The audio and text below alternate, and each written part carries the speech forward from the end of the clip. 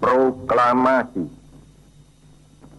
Kami, bangsa Indonesia, dengan ini menyatakan kemerdekaan Indonesia. Hal-hal yang mengenai pemindahan kekuasaan dan lain-lain diselenggarakan dengan cara saksama dan dalam tempo yang sesingkat-singkatnya. Jakarta, 17 Agustus 1945, atas nama bangsa Indonesia, Soekarno-Hatta. Dirgahayu Republik Indonesia yang ke-75. Wonder apa yang terjadi 75 tahun yang lalu jelang proklamasi? Selain dibom atomnya Hiroshima dan Nagasaki oleh sekutu, pembentukan PPKI, menyerahnya Jepang kepada sekutu, hingga peristiwa Rengas Dengklok. Yang menjadi perhatian bagiku ialah malam hari di tanggal 16 Agustus 1945 menjelang pembacaan teks proklamasi. Sayuti Melik. Literatur sejarah umum kita memberikan informasi bahwa beliaulah yang mengetik naskah teks proklamasi. Apakah itu saja peran Sayuti Melik terhadap bangsa ini? Mari kita simak. Muhammad Ibnu Sayuti, atau yang lebih dikenal dengan sebutan Sayuti Melik, lahir di Sleman 22 November 1908, meninggal di Jakarta 27 Februari 1989 pada umur 80 tahun.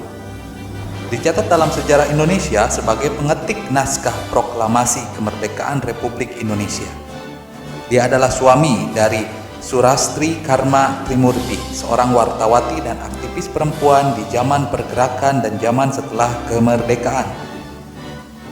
Beliau pada masa mudanya sudah mempunyai jiwa nasionalisme yang tinggi. Dari hobinya membaca majalah, ideologi, pemahaman tentang politik, dan lain-lain, membuat ia tertarik pada dunia jurnalistik. Tulisan-tulisan kritisnya terhadap pemerintah kolonial membuatnya beberapa kali ditahan pemerintah Belanda. Jelang kemerdekaan, Sayuti Melik pun aktif sebagai anggota Panitia Persiapan Kemerdekaan Indonesia atau PPKI yang diketuai Insinyur Soekarno. Hingga tanggal 16 Agustus 1945, Sayuti Melik termasuk dalam kelompok Menteng 31, yaitu gerakan para pemuda yang berperan dalam penculikan Soekarno-Hatta ke Rengas Dengklok. Naskah proklamasi disusun Bung Karno, Bung Hatta, Ahmad Subarjo yang diketik Sayuti. Pasca kemerdekaan, Sayuti menjadi anggota Komite Nasional Indonesia Pusat atau KNIP.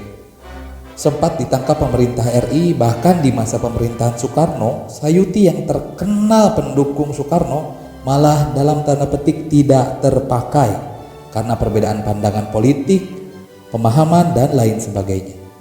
Namanya kembali berkibar di panggung politik Indonesia adalah di masa Orde Baru, di mana ia menjadi anggota DPR MPR mewakili Partai Golkar hasil pemilu 1971 dan pemilu 1977. Sayuti Melik meninggal tanggal 27 Februari 1989. Beliau dimakamkan di TMP Kalibata.